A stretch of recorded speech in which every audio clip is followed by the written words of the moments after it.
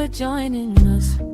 Real talk, real faces, real conversations here from all our places. Real perspectives rise when we make the time. Different minds, same table, one seat, one light. Open train of thought, come right along.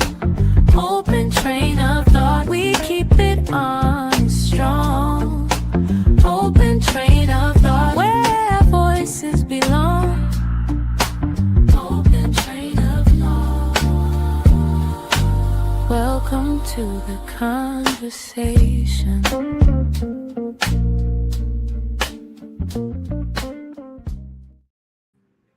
Welcome to the Open Train of Thought podcast. I'm Sam Blue Sr. Thank you for joining us for real conversations, real perspectives with real people. Tonight, we welcome Marvin Bennett Jr., host of the Marvin Bennett Jr. Show. He joins us to discuss tonight's topic. Our goal is to challenge assumptions and encourage an honest, thoughtful, and respectful conversation. So please help me in welcoming Marvin Bennett Jr. to the show. Good How's it evening. going, bro?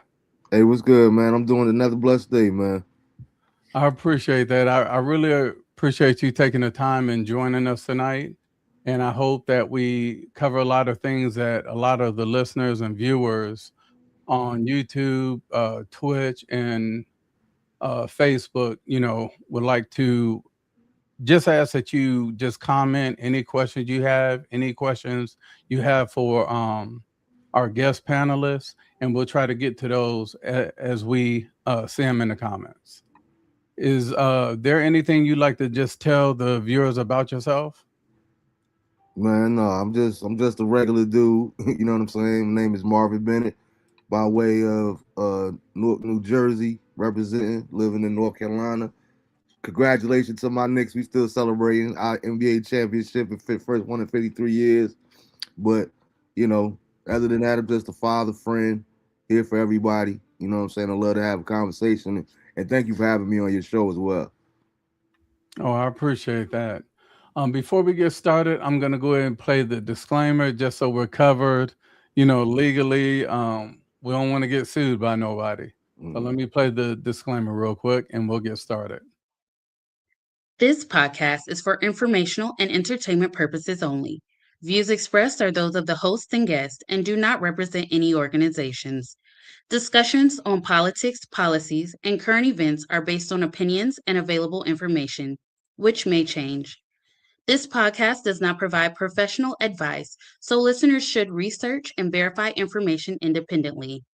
Host and guests are not liable for any decisions or outcomes based on the content. All right. So I'm going to play a quick video. This is about the WNBA and some of the things that's going on. And what we'll do is, I'm going to ask you a few questions and just get your thoughts on it. Mm-hmm. Women's professional basketball, now a flashpoint in the culture wars after Indiana Fever guard Sophie Cunningham called limiting women's sports to biological females common sense. When it comes just to protecting young girls in sport and women in sport, I feel very strongly about that. This past Sunday in Chicago, demonstrators on both sides rallied outside the United Center. The WNBA Players Association did not mention Cunningham directly, but put out a statement denouncing hate, abuse, and demonization of the transgender community. And now, in an apparent effort to make a point, two former NBA players say they want to play for the WNBA. Inez Cantor Freedom announcing Monday he's officially signed the paperwork to declare for the draft. Well, it's official. I am definitely not here to mock, make fun of, or disrespect any community or personal choices. And I look forward to the WNBA honoring its stated principles. See you at training camp. Royce White planning to join the WNBA draft as well. I identify as sometimes identifying as a woman, and I don't want to be discriminated against. No, I want fair treatment. I mean, I'm 200 260 pounds, 265 pounds, 6'8". We spoke with Jennifer Say, founder of XXXY Athletics, an apparel brand focused on protecting women's sports, about the issue. They've been messing all sorts of things up, but now they're really in a tough spot because they have to decide what they're going to do about these two men who are declaring for the 2027 draft. I think it's hilarious. It lays bare the absurdity of this entire ideology. WNBA Commissioner Kathy Engelbert reportedly told teams a task force is expected to take up the issue of transgender athlete participation in the league at a meeting this week. All right. So let me start off with this first question I want to ask you. So should the WNBA clearly define what qualifies someone to compete as a woman in the league? And what biological, legal, or eligibility standards should guide that definition? All right. First of all, abso-freaking-lutely. They need to make it clear as to how do they define a woman. Now, I absolutely love this. I absolutely love this by Royce White and Enos Cantor. You know, we be having conversations amongst our peers and whatnot, and people are like, I don't get it. I absolutely love it because I'm like 50 Cent. That's why I'm a 50 Cent fan. I love pettiness. I love pettiness, and all of this could be avoided if the WNBA would just clearly state and define what constitutes as being a woman or eligible, just like any other job.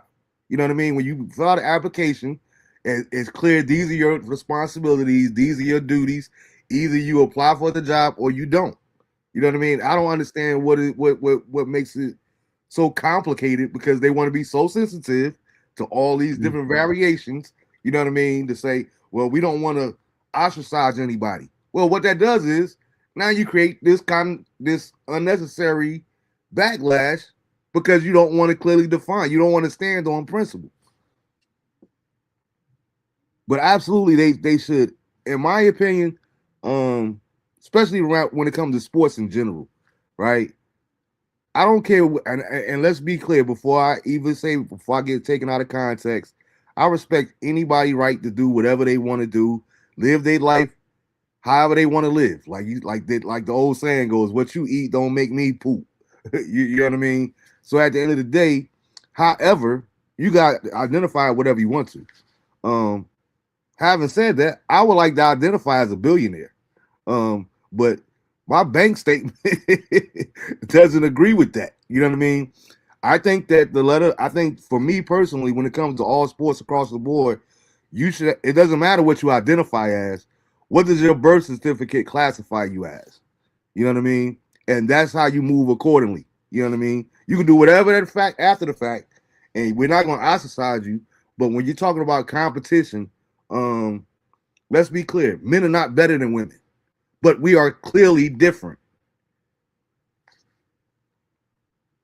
So I don't want to see a man in women's sports competing with other women, just like I don't want to see women competing with men. You know what I mean? Yeah.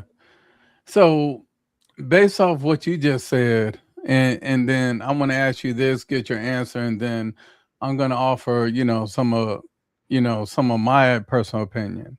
Mm-hmm. So is the WNBA damaging or potentially destroying its own future by allowing political and cultural controversies to overshadow basketball, player development, competition, and the league growth?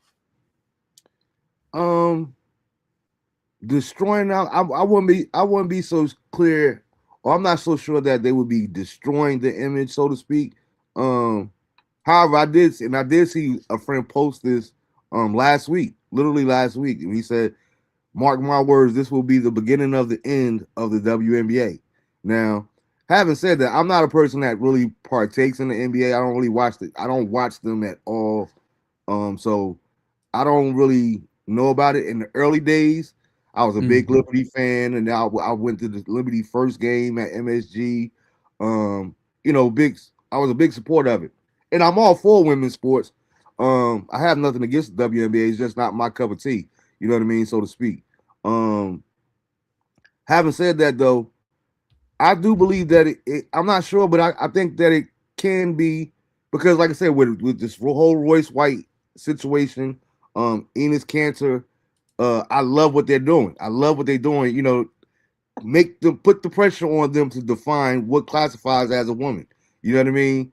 Because if not, why not? Once you get tired of playing the NBA or the Big Three or overseas or whatever, I identify as a woman. And now, if they don't make it clear, you're gonna have this. It's gonna be like the WNBA possibly could become like a second tier league, like the G League. You know what I mean? Where you got all these people. All it takes is me to say I identify as a woman. What's to stop all these dudes or the people that can't make it to the NBA? Say, I'm gonna go over there to the WNBA. Now you're forcing the women out of their own sport, all because you wanna, not clearly define what a woman is. So it could in the long term it could be doing damage. I can see that. Yeah, I think it's basically, I think the issue of equality, I think everybody wants equality, but everybody doesn't want equity. And for me, the difference between equality is, okay, we have an even playing field. Equity is basically just the appearance. So if we throw a lot of money at something, okay, as long as we put this money, that's equity. You know, like there's not always a good or positive outcome for equity. But when it comes to the WNBA, I think they are trying to tiptoe the line not to offend anybody.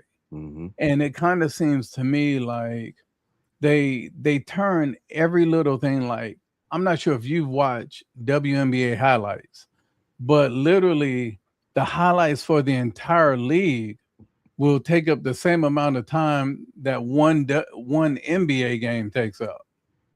You know, because I've sat there and I've watched games, and it's just bricks after bricks after it, minus a handful of players. You know, and I just don't think that with them trying to trail the line to not be offensive to anybody is going to be their downfall, because now nobody is focusing on the game. Everybody is focusing on white and black. Anything negative has to be racist. There has to be something that has to do with racism. And I think what Kenner, Royce White, I think Beasley mentioned he may even try it. Yeah. You know, the thing is because the new collective bargaining agreement, the WNBA players get like $500K, averaging $500K now. It is up from like $70K. In the G League, the highest you get paid is like $75K a season. So you're going to have all these guys in the G League identifying as a woman just so they can get $500,000 for a season that's only half. I think the WNBA games there's only 42 games in the season. You know, so I understand to me, they spend too much time in politics, in trying to protest, in trying to do all these things, when what sells the men's game is the athleticism, the performance, you know, the actual action of the game, not what they're doing off the court. If somebody is doing something off the court positive, then that's a plus. But I haven't seen any NBA teams not come out during the national anthem. You know, I haven't seen any NBA teams, you know, like, I'll land with this. Even the females in the WNBA, they try to rag on the brothers in the NBA because they're saying, oh, you don't support us. Like, a lot of these brothers got family, you know, after the game, they want to chill. But I remember Luka, he was down and he had posted the rookie of the year. He said, congratulations. And the Dallas Wings posted, yeah, at least it'd be nice if you came to games. And next thing you know, they're like, he's been to 7 games this year. You know, like, he's supporting you.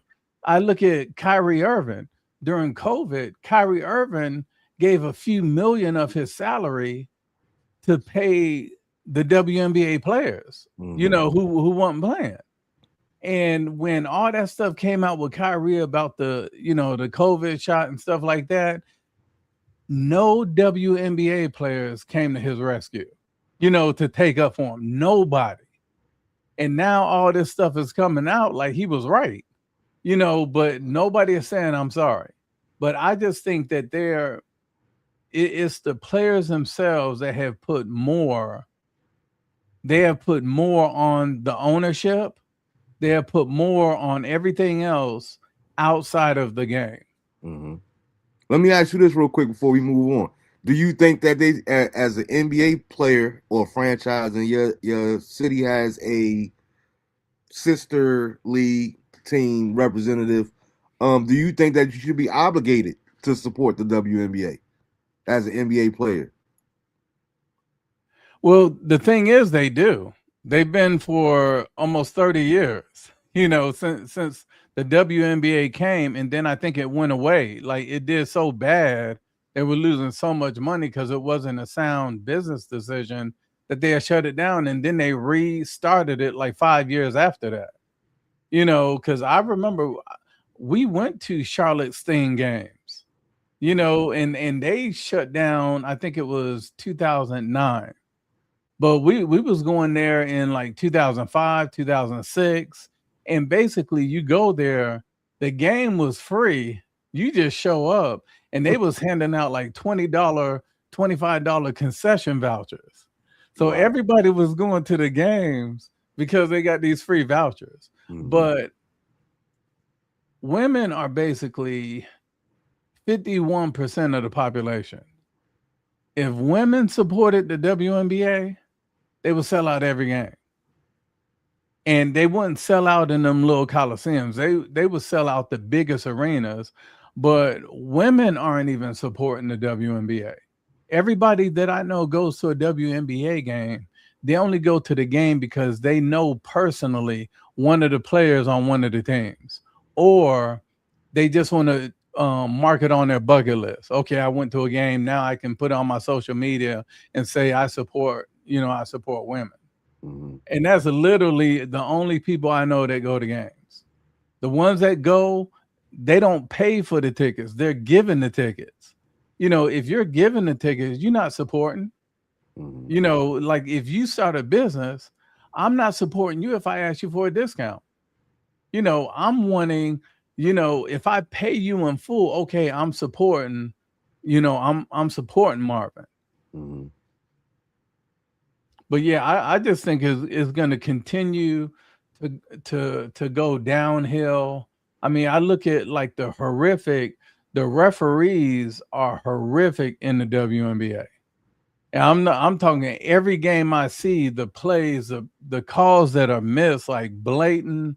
It's like they're the year that the NBA, the referees had boycotted, and then they got those replacements, and then the players were like, no, we got to work this CBA out because these replacement refs aren't it. It's like the level of the refs in the WNBA are that same level. It's like they AAU refs. I think what it is too, when in terms of that, I think a lot of it has to do with, I think they're trying to find a way to, you know, more or less get more people included. You know what I'm saying? As far as like when you think about it, all the different rules that comes along within the NBA, you know, the WNBA. I noticed even like when I was see different clips on sports shows or whatnot here and there, it seems like they're allowing a lot more physicality, and I think that's due to them possibly saying, okay, look, we want to get more viewership up. People love the drama, you know what I mean? So let's let them get away with a little bit more to entice more viewership. You know what I mean? I'm not saying that that's what it is, but it's definitely a possibility. You know, I'm fine with that if it's across the board. Like there was one game where I'll use Caitlin Clark for example. A week ago, she was fouled, she was pushed, and her momentum took her out of bounds, and she ran into the ref, not hard, just like touched the ref. The ref called a T. They later rescinded that, but then they showed where the same ref had got grabbed by a player who didn't like that ref's call, and the ref didn't call nothing. You know, my thing is this: as long as, and we look at the NBA, when you hear the NBA players talk, they talk the same way. I know there's going to be bad calls. Just make sure you calling it both ways. That's all you hear NBA players say. It's like, we understand y'all human. We understand like certain things may be missed. Certain things may be excessive, but make sure you just do it both ways. You know, and I just think that any little thing, they just blow up. Like, you know, like I just got turned off. I tried to support the other night. I was watching, but people need to understand the WNBA doesn't have new fans. They just got Angel Reese fans. They just got Caitlin Clark fans. They just got Cameron Brink, you know, Megan Betts. They have their own fans that have come in and just follow them. They're not following the game. You know, because these players aren't at that stage like Jordan, Magic. The NBA wasn't really doing well before Bird and Magic. It was doing okay, but it wasn't doing nowhere near what it's doing now. But Bird and Magic brought in their own fans from Michigan State and Indiana. They brought them in, but then the game got elevated to the point where it started attracting fans. Then the next phase was when Michael Jordan came in. There was all these Jordan fans now, and that made people gravitate to the game as a whole. And I think the WNBA, they're sleeping on that, you know, and they're sleeping on it, and they're just doing things that just don't make sense. Like, you look at their draft. I mean, how is Azzy Flood the number one pick when you got Lauren Betts? You know, but they wanted Paige Beckers basically said, I need my girlfriend on the team, or you know, I'm probably going to leave to where she's at, you know, when my contract over. Like, there's no way that Azzy Flood should have been the dang on number one pick over Megan Betts, a 6'7" dominant center, and Dallas is weak down low. You know, so it's just a lot of the stuff is obvious, and it's like more of their relationships interfere. You know, like who's the DeWanna Bonner when she was with Indiana? She wanted to be with her girlfriend, so she just stopped showing up for games.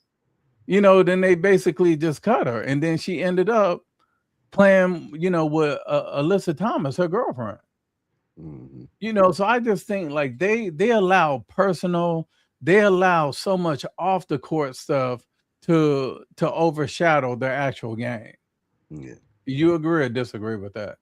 Somewhat. Like I said, I don't really have a valid opinion on it because I don't watch enough of the WNBA, to be honest with you. Now, however, like, my family is a big women's basketball advocate. You know what I mean? I actually met my ex-wife at a high school basketball tournament.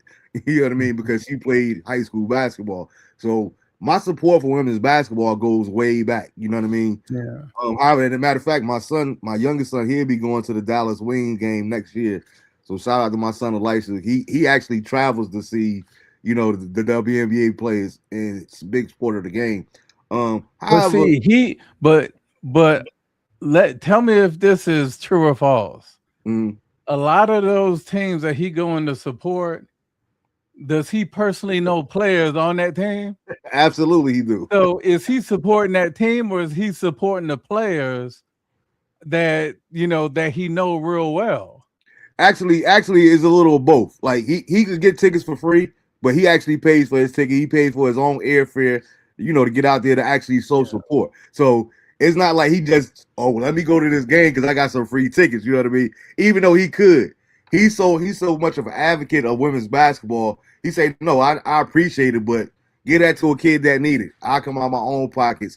to support not just you, but the league. So shout out to him, hats off to him. I'm not making that level of commitment. Yeah, I understand. You know what I mean? I support the ones that I can, I go support people that I know. But like you say, they do have fans that are out there. I won't take that away because I know another young lady. She travels all over.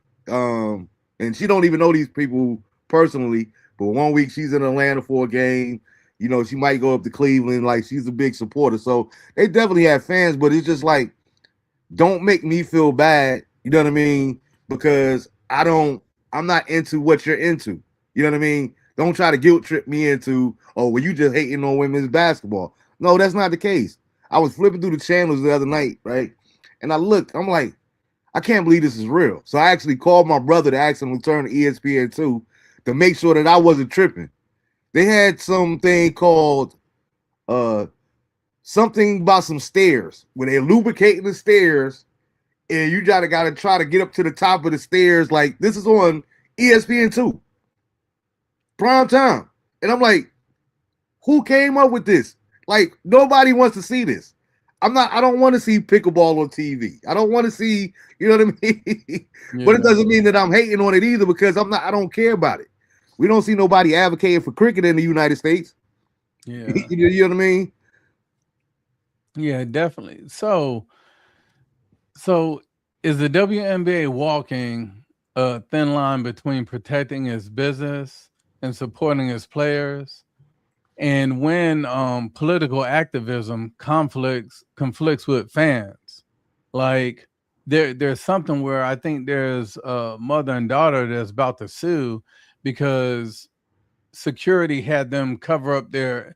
It was like the first overtime had them cover up their shorts, and it was like an XXXY shirt, basically saying that no boys should be playing against girls. So they made them cover up their shirt, and they were sitting in like $1,000 seats. Mm-hmm. But I think right there is like you get to a point where you can't be so ticky tack. Like Dejanay,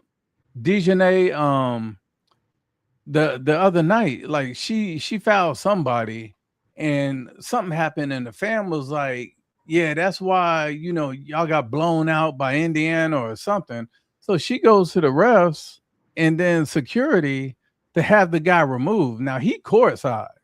So I know he paid money for them seats, at a game like that. I think it was Chicago Sky in Indiana.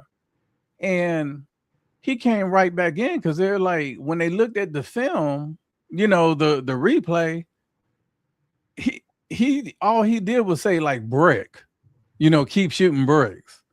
And that was it. But she said he called her a racist B and all that to get him ejected out the game. So so now that's taking more attention than the actual game. But I think that's just a microcosm of society in itself. You know what I mean? Yeah. We see LeBron James do it all the time. It's like, dude, it comes with the territory. That's one of the things about. But hold on real quick.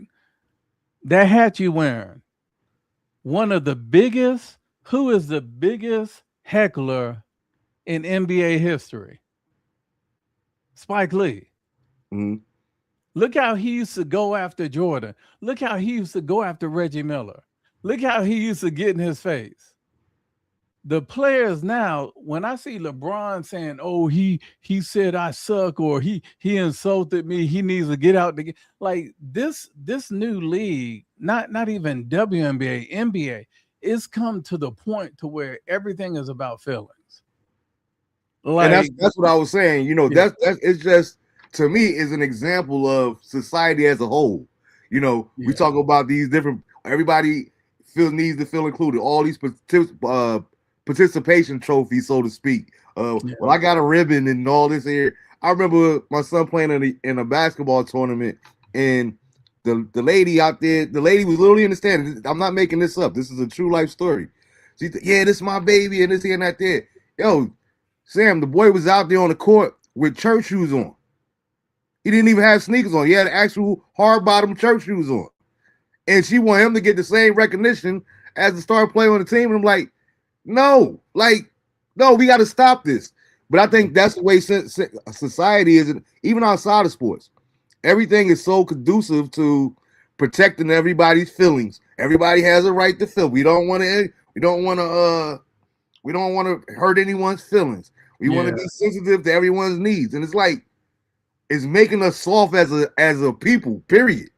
Because I don't even want to go there. But yeah, I think we worry about this, not just the WNBA. I think we just worry about society, and you don't have to be disrespectful. You know what I mean? But Definitely. we come up from an era, I hate getting older because, we sound like the old dude back in our day. Yeah. You know what I mean? But it really was, and it taught us to be the men that we are. It taught us that it's okay to cry. There's nothing wrong. It doesn't make you less of a man if you cry, but don't always be in your feelings. And everybody doesn't have to respect your feelings or your point of view. But nowadays we living in a society where everybody, if you don't agree with me, then you hating on me. And that's not necessarily the truth. It's just that I don't agree with your opinion. Let's agree to disagree. Yeah. Oh, definitely. I mean, it's definitely changed. I look at stuff that everything is, I just hate everything is about feelings, and that's making people really not prepared. And I think that would go into like our next topic, about the NBA, the dark side. So I want to play this clip real quick, and we will speak on it after we watch the clip. But it's a clip with Dwayne Wade's father. Who is that? Ball. Yeah, Lamar Ball, Tristan. Who's that with Boston? Jaylen Brown's dad. Yeah. It's basically them talking just about some of their experiences, and it's about 48 seconds. They act like they're the fathers. I saw dads crying because of that situation. How do each one of you guys feel about the way they want to divide you guys from your son when you get to that success? Wow. I've seen it when it started with the draft. Mom got interviewed and sitting right next to it. Nothing was asked of me. We know what it took for us to get our kids there. And if stuff like that is going to break me, then I don't need to be around. It's messed up, but I know my son, how much he cares and loves me. And he knows what we've been through. As long as that matters, I'm good. I had a hard time when my son first went to the league with them trying to separate the players from the dads or the families. And what I try to do is I try to instill what I learned from my situation is sit back and let them mature. And then, everything will work out. If you look at any of these superstars, who it's been given from D. Rose not talking to his parents to Kobe not being able to talk to his parents. So you're going to go through that. That's why I asked you that. There's nothing you can just dodge. All right. So let me ask you, after seeing that video,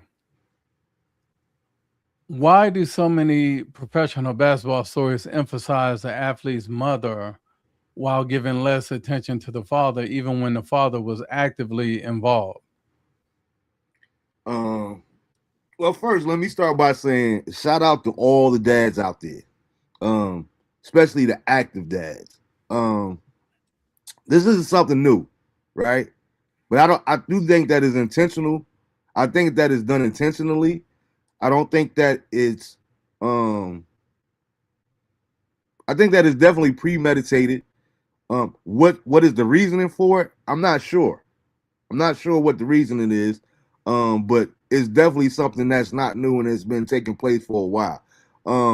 In college basketball, I'm a Tar Heel fan, right? So I don't even like to call them by they name the school over there in Durham. But this is a perfect example of the hypocrisy. You got Cam Boozer. Boozer was nice in high school. He won on every level. He won at Duke. He was a successful player in the NBA for all these years. You go back to his draft, just his recent draft. Why wasn't he not more involved in the interviews and that part of the process? Like, why is it that? And I don't want to make it a race thing because I don't necessarily know, but it's definitely when it comes to black dads in particular. You know what I mean? Like I remember even in the beginning, in the early age, and I stand corrected. I had to say, I had to check myself. But I remember when when Lonzo first made it to the league, I'm like, yo, this dude is doing way too much, man. He needs to chill out. He about to mess it up for his son and all that there. And it's like, looking back now, I'm like, hold up. Like, he was really advocating. And I think that's one of the reasons that Deion gets so much hate, because Deion is an active father. You know what I'm saying? Yeah. And it could be overly done, but at the end of the day, as a father, that's what we do. We're supposed to protect our children, especially in a business and an industry that we know is created to eat them up. Who knows better about the NFL than Deion Sanders? Who knows better about the game of basketball than Carlos Boozer? You know what I'm saying? When you've done it on that level, you would think that they would big them up. I always said it, and I'm not, it has nothing to do with being a Knicks fan, Drew. But I always wonder if, in terms of the NBA, men's professional basketball, why isn't Jalen Brunson and Rick Brunson a bigger story? You know what I mean? Like, that's what we need. We talk about, especially in our community. We always want to talk about absentee dads and fathers not being there, deadbeats, this and that there, and the mothers. Shout out to the mothers. And I'm not hating on the mothers, but I'm just saying that all mothers don't do it alone. There are active fathers in their life, so don't discredit that. And 9 times out of 10, if your son make it to that level, I didn't see Jalen Brunson's mom in none of those videos when he was in 5th grade, when he was in 6th grade. Yeah, mom might have dropped him off in practice, but it was dad. Hey, boy, get out there and run them hills. Hey, did you do your push-up? Did you get your push-ups in? Hey, arch that shot a little bit more. You know what I mean? So why, if your father played a pivotal role in your coaches, whoever, you know what I mean? Even if it wasn't your biological father, that male figure in your life, if they play such a significant level of you making it to the highest level of your sport or your craft, why not give them their roses? Why would y'all shun them and want the mothers out there on the red carpet with them? Like, I don't understand the ulterior motive. I don't know if they're trying to, less testosterone in our society. We already just talked about, you know what I mean? Everybody's in a sensitivity era, and we got to be cautious of how we protecting other people's feelings. We can't say we don't have freedom of speech anymore because we got to censor our own selves because we don't want to offend anybody. You know what I mean? So I just think that it's kind of crazy. Because he's a perfect example of what I'm talking about. Like, here it is. Not only did, he used his father to get him a job, he put his father in a position that, Rick was with us first before we signed Jalen. But my point is, you would think that if I was a business, right, me personally, I would endorse that. You know what I mean? I would want to see more of that. You know what I mean? Fathers and son working together at the highest level. And we just won a championship that wasn't totally first one in 53 years. I think that should be a story, if not an E60 special, a documentary in itself, just because of the father-son relationship and the father once playing for that organization. Has nothing to do with me being a Knicks fan. I just think that is a beautiful story that should be highlighted as a father. Oh, I think you're a hit on. I tell people, when you look at, when I was researching a lot of this, I looked at the top 10 picks, all the lottery picks in the 2026 NBA draft. Every one of them came from 2-parent households. Yep. Like, so I tell folks, like, but when you watch the draft, they always panned away from the father. And I know they're probably thinking about, that really don't matter. My boy made it to the league, things like that. But to me, nobody is saying that women aren't powerful. They don't have a lot of power, but it's kind of like they're trying to visually show us that Black men aren't there, fathers aren't there. It's like they're visually, that's advertisement. The more you flash it across the screen. Exactly. Because I look at the same way, like you look at all the sports commentary now. They make sure that they put a female on First Take, on On every show they Every they show. mandatory they have a female. It's mandatory now that the courtside reporter is a female. It's mandatory that they have all this. But when you look at the WNBA game, all the commentators are women. The only men are the courtside the courtside action reporter. You know, they're calling the game. Mm. But every commentator is all female. So are you telling me you want the NBA to be inclusive and to put women in there, but the WNBA, you want to make sure that we have all women refs, we have all women commentators, we have all women, you know, like you can't be hypocritical. And I think that's where they're feeding into that same thing about you know, I've talked to you before about I feel like they're feminizing black men. Mm-hmm. You know, because when you feminize a black man, he's less likely to reproduce. You know, and to me, that's a part of the destruction. You know, like you get them not to even want to be attracted to females, then you put all these images on TV to where, okay, we don't have, you know, they did it with Obama. You know, oh, I grew up with a single mother. This joker had two wealthy fathers. You know, his biological father was wealthy, and his stepdad was really wealthy. I think he was almost a billionaire. You know, so the thing is like, but they paint it like it's all about the mother, which again, I'm not trying to disown or disregard that, but you have to give credit where credit is due. Mm-hmm. What do you think? No, I agree. I agree. And you use the terminology that I was looking for. You know, they're trying to desensitize or feminize, so to speak, the black male. You know what I mean? Even when you talked about in terms of this last draft, Ron Harper is a 5-time NBA champion. Why didn't we hear more about him? Even during the playoffs with the run that Dylan was having, the year that he had, possibly could have been in the conversation for the rookie of the year if it wasn't about a popularity contest and things of that nature there. You know what I mean? If it was just on stats. We ain't hear nothing about Ron.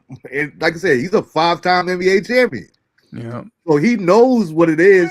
Why are we glorifying that or praising these dads a little bit more? You know what I mean? But I just, like you said, I think, but yet and all, we see stories about, and you know, they'll throw a little LeBron and Bronny out there every once in a while. You know what I mean? But you see more. What's crazy is he doesn't even play anymore. But I literally see more stories about D Wade and his daughter, that transition that was born to son, whatever. I see more stories about that than I do LeBron James and Bronny. And Dwayne Wade isn't even playing anymore. So, like I said, I don't know what the underlying reasoning is or why would they want to do that in terms of us.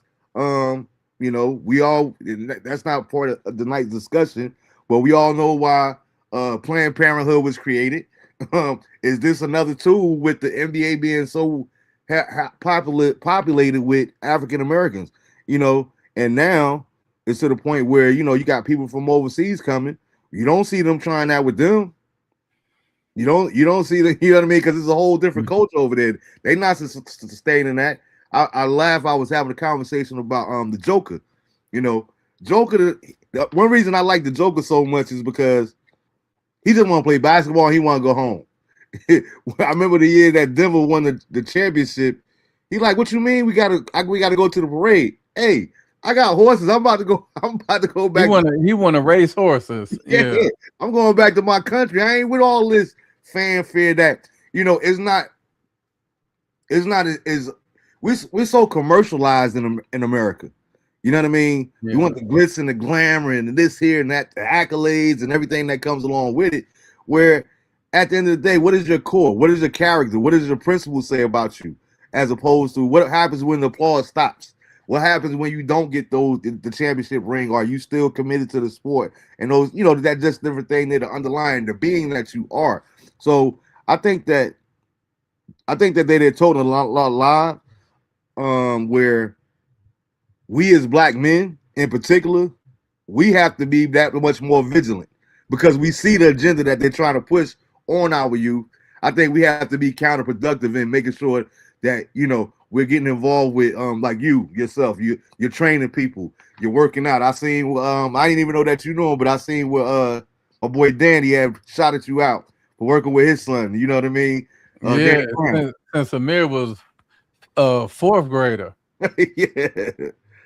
So we just need more of that positive reinforcement, even when it's done locally, whether they make it or not, knowing that we played a part in contributing to our youth and making sure that they become decent young men as well. Yeah, and that's my biggest thing is we have to be advocates for ourselves. Mm-hmm. And I think that's the issue. Like the stereotype is we want everybody to advocate for us. And I'm like, I said, what happened to Black excellence? Like we can advocate for ourselves, you know, but I think that, you know, I definitely think that there's truth behind the NBA wanting it to be a league of, you know, of like they want to be the daddy, you know, they want to be the father. They want to be able to dictate things because you're realizing like Jaylen Brown, like he don't have an agent. You know, like a lot of agents are like they try to make it mandatory to where you had to have a degree or something, especially when Rich Paul came into it. You know, he was snagging up everybody and they're like, so they tried to do that rule, but the players was like, he's literally looking out for us. So I just think that we have to look out and bring those stories to light. You know, we have to retweet those things, you know, share, you know, merge, whatever they call where you know, put it on your story to share someone else's story. And I think I'm right glad there, you brought Jaylen Brown up because I think then think about that. What we're talking about. Why don't they talk about that more? Because a lot of people don't know that. But Jaylen Brown doesn't have an agent. You know, he works out all his deals himself, and it's like they don't want that story to get out because hold up, if he could do it, why am I paying this joker here 5% and he doesn't do anything? You know, he's working with them. You know what I mean? I try to tell people, you know, even when in terms like the NFL and all, you know, the commissioner is literally hired by the owners. yeah. So how can he be objective in a player's dispute when his bosses are the owners? You know what I mean? It doesn't make sense. Oh yeah, definitely. But I think that that's something that's really good. But our next topic is centered around Jaden Daniels. Okay. And he's another one. All we've seen was Jaden Daniels' mother. You know, sitting between him and Juju and all that. And people don't realize that his father played in the NFL. You know, not the NFL. He was a big star in college and he coached. And Jaden had always played under him, you know, for the most part till he got to college. Yeah. So I'm going to play this clip and then, you know, we can kind of discuss that. And it's kind of like tying into NIL. Is it empowering or is it creating it's the word where you just feel it needs it's creating a generation that you feel like everybody is obligated to do what you want. So I'm gonna play that video and then we'll talk about it. Daniels have sent a cease and desist letter to LSU because they're going to let sophomore cornerback DJ Pickett wear number 5.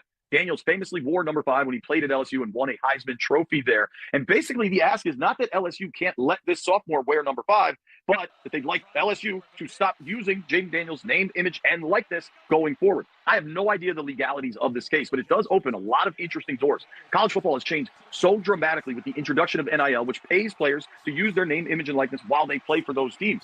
Could this create some kind of new precedent where schools that are still using the NIL of former players have to keep playing? I have no idea. What I do know here is that LSU got a new head coach, Lane Kiffin. He's one of the most controversial, polarizing coaches in all of college football. He left Ole Miss last year in season to take the LSU job, even though Ole Miss was going to the college football playoffs. So for Lane Kiffin, his goal is to win this year, and the sophomore cornerback helps him win this year. As for Jaden, I'm pretty surprised this would happen this fast at a school like LSU. Joe Burrow famously also won a Heisman Trophy at LSU. Now, that was back in 2019 when the Tigers also won the national championship. Nobody has worn Burrow's number since 2019. There's a lot of characters involved here. A statement from Daniels' spokesperson said Daniels' family is deeply hurt here. I know this. Jaden Daniels is a football cyborg. He is focused on this season for the Commanders. I do not think this cease and desist letter and whatever else may transpire with the folks in Baton Rouge will have any impact on Daniels' focus this season. There's a lot of moving parts here. As for Commanders fans that are concerned that this might be a distraction for Jaden Daniels, I categorically deny that that will be the case. Jaden Daniels is focused on football.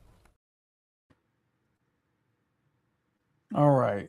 So before I ask you a question, I just want to mention a couple of facts about Jaden Daniels.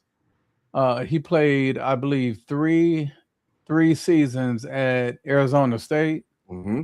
and then he transferred 1 year to LSU. Mm-hmm. And yeah, he did get the Heisman and all that stuff, but for you to expect, it's almost like with LeBron James. I think LeBron James expects to have his jersey retired in LA. He expects to have a statue out front. You know, like he feels the word I was trying to find earlier is entitlement. Mm-hmm. So I think I don't know in the history of college sports that there has been a player that played 1 year for a school and got their jersey retired. What do you think? All right, so it's twofold for me. As far as him suing LSU for cease and desist for the use of his jersey number, I do believe that he has the right to. Now, let me say, I said this when they first talked about the NIL, and I have to be very clear. I've always been a proponent, even back in the 90s when I was playing high school sports. I thought that athletes should be able to be compensated on a college level, if not on a high school level. When you think about the way that these institutions are making so many, I'm talking about millions of dollars off of these children. And back in our day, it was a violation for somebody to buy you a slice of pizza. Make that make sense. Here it is. I'm on this school. I'm coming to this school on an academic scholarship, but yet and all, I can't have a job. You know what I mean? And you want to penalize me for taking resources from people. You know what I mean? It makes no sense.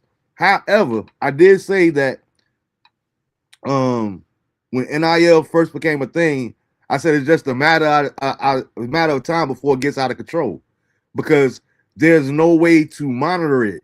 And before NIL was a thing, it was like, how do you break it down, so to speak? You know what I mean? You take a school like North Carolina, right? If we start paying the basketball players, well, what does that say about the swim team? What does that say for the soccer team? You know what I mean? And I think it should be generated on who's bringing in revenue. I don't think that the volleyball team should make as much, you know what I'm saying, as the football players, so to speak. Not because it's men, not because it's women. If your school is known as a volleyball school, by all means. You know, you take UConn for an example, maybe 10 years ago or so.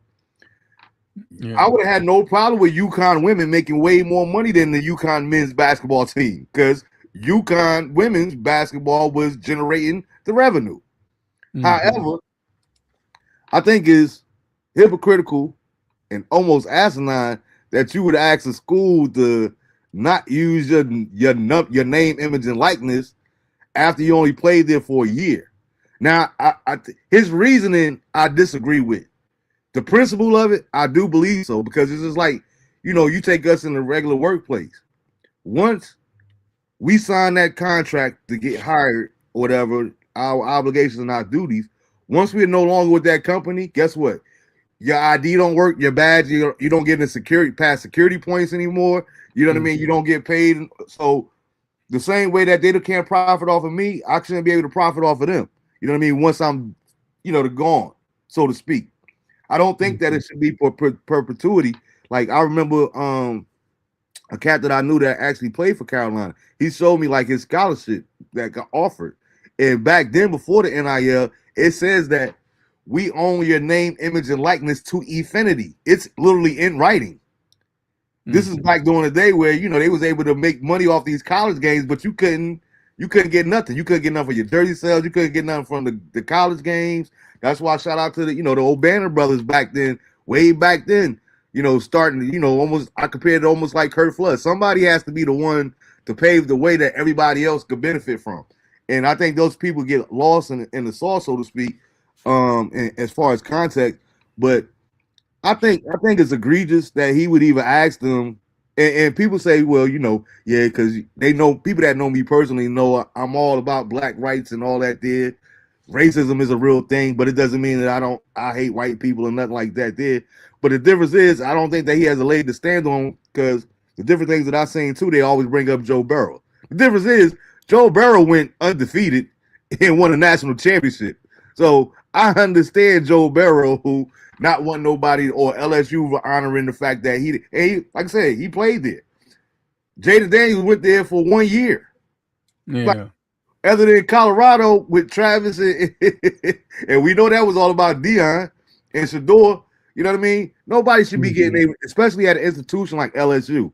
I don't think nobody should have the right to say, well, look, nobody could ever use my number again. Now, you can say you can't use my name, or you can't sell my jerseys or my posters and profit off of my name, image, and likeness. But as a number, just think about it. Even in the NBA, when in the game of football, period, no matter what level, how often do you see somebody with a number retired? Yeah. It's very rare, because you have that many more people on the roster that you need these numbers. You very rarely see where anybody gets their number retired in football unless you're one of the greats of the greats. And you can't prove how great you are in 1 year. Yeah, and one thing about the number situation is they haven't used Joe Burrow's number, but also they haven't retired it. Exactly. But Joe Burrow, when they was asking him the other day on media day, like, how do you feel? He's like, honestly, I don't even think about it. Exactly. He's like, I'm in the NFL. Like, I'm focused on getting to a Super Bowl. I'm focused on the playoffs. And he's like, yeah, he's like, the head coach told me that as long as he was there, that nobody would wear the number 9. But he said it wasn't something like a contract or anything in writing. And when it comes to Jaden Daniels, he was never told that nobody would wear number 5 again.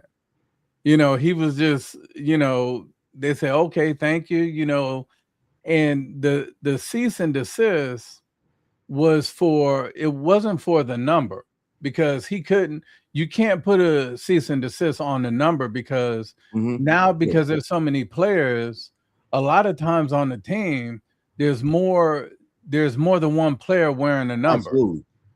So what he sent that cease and desist was for LSU to take his image down all over everywhere, and this is the thing.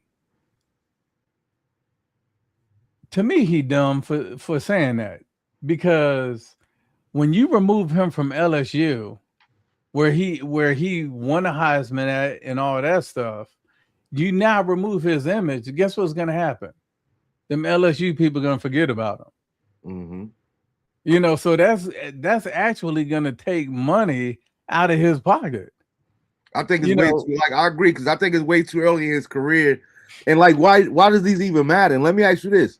Is this part of what we've been talking about, even with the last segment? Is this, because it sounds like, the more and more I think about it, it sounds like this is something that was brought upon about who? His mother. If you're playing for the Washington NFL team, because I never say that name, it's so whack, but I ain't gonna be disrespectful. But it's like, dude, why do you care what they're doing at LSU? You're supposed to be preparing for this season in Washington. Yeah. What difference do it make? What's going on over there? It just sounds like this is something that his mom want to chip off. We find it disrespectful that they would use. You wasn't tripping off that before. Why does it matter now? And you're moved on. You're in a whole different situation. Yeah, that's the thing. I don't think Jaden Daniels, he's getting all the heat because they've been hammering him on Twitter, social media. Like I saw one that it said the Buffalo Bills was gonna go to the Super Bowl 5 times in a row instead of 4, but they wanted to make sure the 5 was reserved for Jaden Daniels.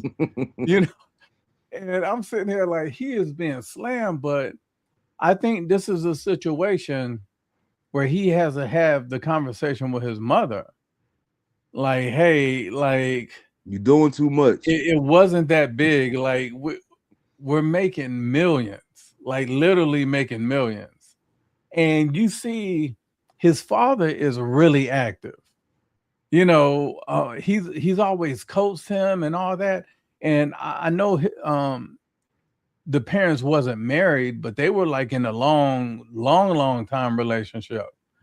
And I think when he started coaching is when they kind of like, kind of like separated as far as like a relationship. But I just think that sometimes you have to have conversations with the people around you, because right now what happened, it hurt his stock, and now you're the face of the Jaden Daniels organization.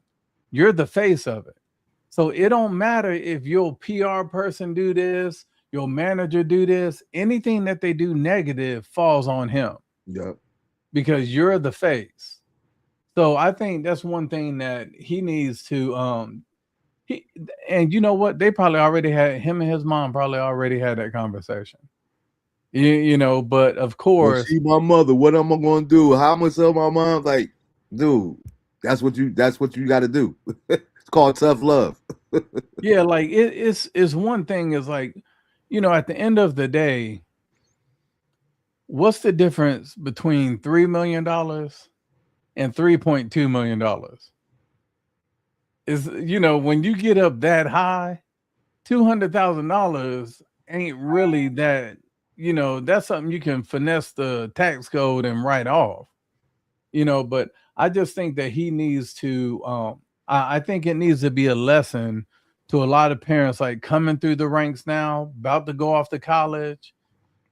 If you want your number retired, what needs to be on your resume is a national championship, a Heisman, and an undefeated season.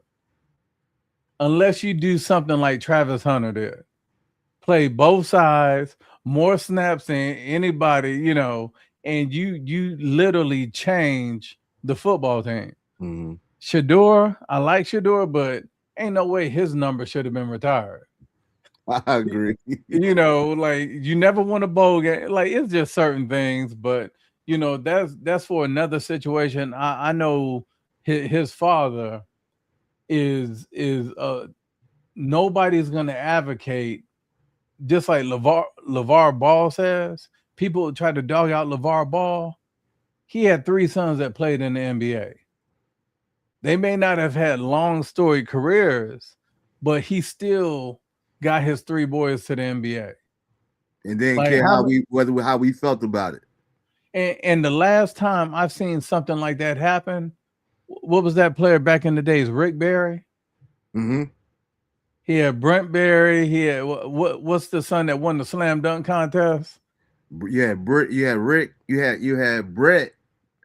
You had Brett is the one that won the dunk contest, isn't it? He was the taller one. He was the youngest. Okay, then you had the guard. You had a guard. It was 3. It was, I want to say it was 3 of them too, though. It was and the father. But now you have a story where you have a black man that's the father, and everybody is going after him, even black folks. And it's like nobody going after Rick Barry. You know, he was known for doing the free throws underhand. You remember that? Yeah, shot 80%. I was watching the special the last week with that. That's why I was like, it's crazy. Yeah, but that's one of the things I just think that, I hope is just a lesson for Jaden or other people that's watching him. To like, there's sometimes like everybody's not going to be perfect. Your manager is not going to be perfect, but instead of like going hard in the paint, just communicate. I think that right there can like solve a lot of stuff, but he definitely needs to get some PR people, like more than just his mom. He needs to get some more PR people because I understand he wants everything to stay in the family, but he just needs to make sure the family is trained up on their responsibility. And the other two brothers was John and Drew Berry. Okay. John and Drew Berry made the league as well. Yeah. I remember he dumped from the free throw line and he had his warm up jacket on. So let me ask you this though, because and I like I said, I don't like that, but to me, I think that it's hard to ignore race. Let's be clear, especially in the United States, right? Is it more or less? Do you think that not saying that this situation is racist, but do you believe that the major difference is when it comes to LeVar, people don't like the way that he presents himself? And just because you don't like the way that a dude presents himself, does that give you the right to be, you know what I mean, so harsh in critiquing him? Like Rick Barry, he wasn't in your face with it and all that there. Now I seen Rick Barry. Matter of fact, it was Soul Power.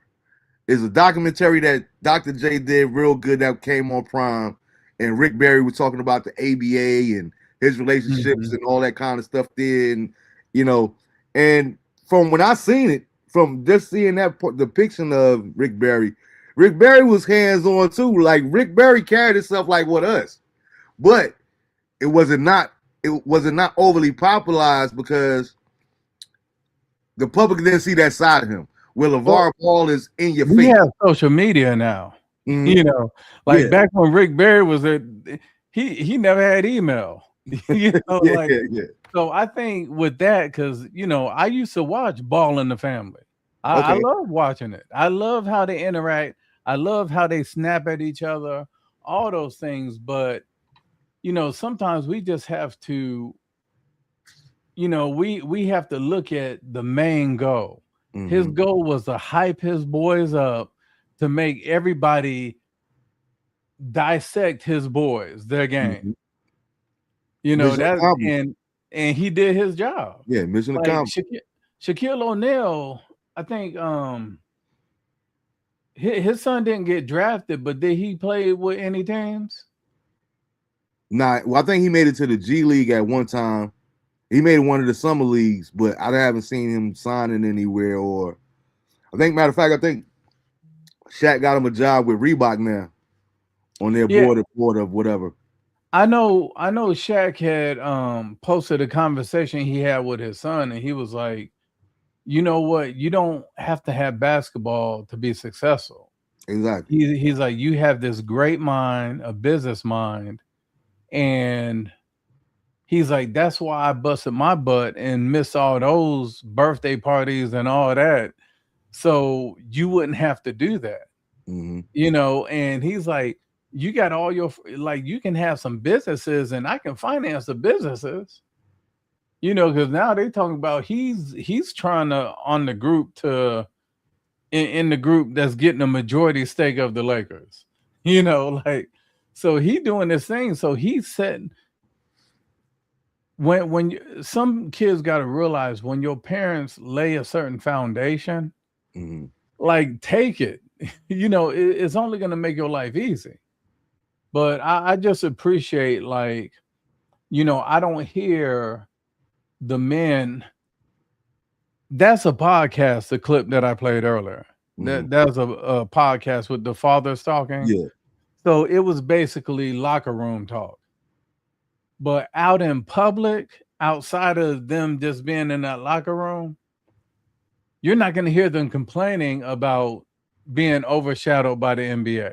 Exactly. You know, there's a time and place. Mm-hmm. And I think that's the difference between a lot of the men, between the men's league and the women's league. The men do it more in private, you know, but the women, they're gonna make their stand. Like when it was at the All-Star game, they had the shirts on that says "Pay us what you owe us," and then like the game was trash, you know, like no defense. Like give us a product, you know. What do you mean what you owe us? Like when the NBA has been carrying you for I don't know how many years. The NBA after 30 years of existence, they just now turning a profit. So what do you mean the money that you owe us? Like we don't owe you anything. They lucky they didn't become like the ABA, become a defunct team 15 years ago or 20 years ago. You know what I mean? Yeah. I just think that's one of those things that it's not there's going to be a certain point to where they're going to have to let the skill level bring in the fans and not like trying to gaslight people into coming in or to support. Mm-hmm. Like if your game is good, people are going to come. They're going to come. You don't got to like pressure people. Oh, the guys, the male players need to come and they need to. If it ain't good enough where you have to sell it like that, you know, where you're no longer selling, but you're trying to pressure people into it, you know, pressure for support, pressure for sponsors. You know, to me, the focus is the wrong place. Like you can't have, you know, like they play 42 games a season. Their season is half the season of the NBA, and they bring in $6 billion less in revenue a year. You know, like they have zero revenue.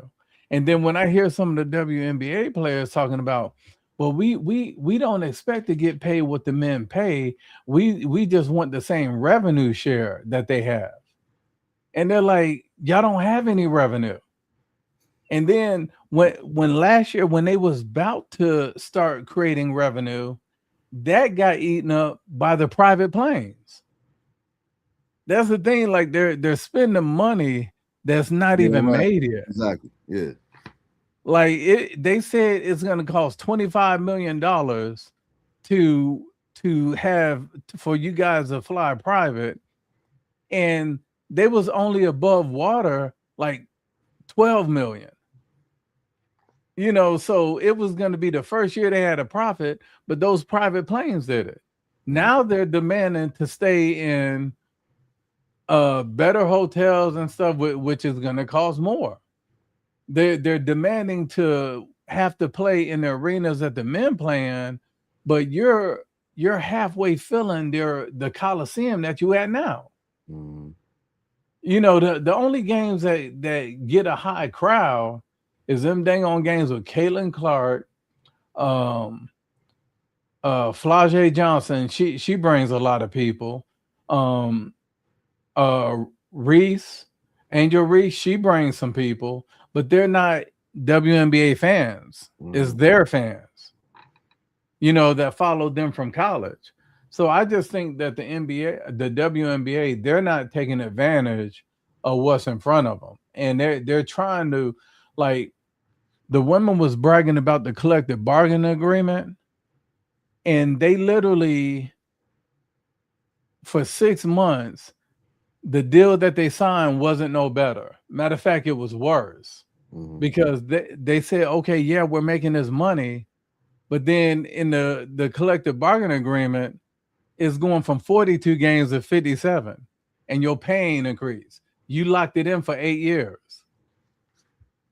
So they're making bad decisions even with that. You know, but I just hope they, you know, I hope they turn it around and start focusing less on, you know, off the court and more on the court, because I think, you know, I think there's definitely a lot of talent. It's just being overshadowed by everything else. And I'm not trying to sound like a woman basher, but you don't. It's funny to me, like what we're talking about, what we wrapping up with, but you don't see this from the G League. You don't see them players like we need to stay in better hotels. We need better travel accommodations. You don't see it in AAA basketball. I mean AAA baseball. They're professional athletes, but you don't see no AAA teams talking about why don't we get treated like the big team? And you got to work your way up to that level. Like what they tell LeBron in them a couple years, shut up and play ball. You know what I mean? If you're like to your point, if your product, if your talent and your product is out there, people will come. I forgot Field of Dreams. If you build it, they will come. You know what I mean? If you get your quality of basketball out there, where you got women out here dunking, not just dunking in a game, but actually on people, that's gonna bring people in. So just get the quality of your game up. Leave all the politics and stuff aside, and work on the quality of your game, not quantity. You don't want to bring in all these fans for all the wrong reasons just to support women. It's like, I use hip hop as an example, right? Of course, is Vanilla Ice going to be considered one of the 1,000 greatest rappers ever? No. But because he's a white man in a dominated African-American art form, of course he's going to sell because they're going to support it just because he's white. It has nothing to do at all with his skills, his rhyming skills, ability, and nothing else. Eminem was a shoo-in because white people are going to buy him just because he's the anomaly in a field like that there. So the way that you overcome that is by getting your weight up. You know what I mean? Yeah. You start to get not fans of, like you say, fans of people, but when you get out the quality, oh man, did you see the way that girl crossed up such and such? Hey, that's how you get the W. That's how you get fans as a league, not as individuals. Get your quality up. Yeah, definitely. Yeah, but I try to keep everything about an hour, and we've gone over, but okay. Yeah, I think it was good dialogue and stuff. And I want to thank you for like joining me. I definitely want to have you back to react to some more videos. And anybody that's watching, any of the viewers, please make sure that you subscribe, but not just subscribe. You have to hit the thumbs up because YouTube has changed their algorithm to where you can subscribe, but you're not going to get notifications unless you liked the last video. Because I think when you had your show, you had your podcast last night, and I saw like 30 minutes after it ended. And I was like, I'm not getting these notifications. Gotcha. So that's the thing right there. Cause I always try to tune into you, but I'm like, hold on, I know he got the podcast. But that's what I found out. I did research and they said, so make sure, on your podcast, make sure you encourage people to hit the thumbs up too, because you have to do that. Like I think every 2 weeks. Yeah, they always change the stuff with it as far as YouTube, and it's so much to the game that goes on behind the scene that people don't understand. But yeah, everything is a factor. Again, thanks for having me, and it was a pleasure to be here and chop it up with you. Get to return the favor. You've been a guest on my show several times, and I appreciate it, man. I don't take it lightly. But I support you in everything that you do, man. I appreciate Keep on being a great dude. Like I said earlier, we talked about it earlier, but just the remarkable job that you done with Sam. I remember that's how I know you, from our sons going to high school together. Yeah. But I always seen you hands on. I joked with you on one of my shows as it wrapped up. When I first saw you, I didn't even realize that you was Sam Dad. I thought you was like a photographer for the News and Observer, because you was always at all the football games, all the basketball games, taking pictures, being supportive and all that there. So shout out to you, man. I appreciate you. That's what people are like, what in the world? Like even his coaches was like, who is this guy that's always on, like he in the end zone? he on our sideline. Yeah, And that's what I'm saying. I couldn't stay in the stands. I was out there on the fields. I was like, you know, hey, if they want to treat me like media because my camera lens and stuff, I said, I'm gonna act like media. No lies told. Well, I swore I thought you was with the media. But yeah, but I definitely appreciate it. And as we end this stream, if you can just stay on for me and we can chop it up a little bit. Okay, cool. All right. Want to let the viewers know that after next week, there will be a break because our standard poodle is having a litter, and that has been hectic. Getting x-rays, radiographs, all that stuff together, and just trying to like make sure she's healthy. But definitely stay tuned. We will have replays in place of those. So, but y'all enjoy the rest of y'all week, and hopefully I'll see y'all next week if time does open up.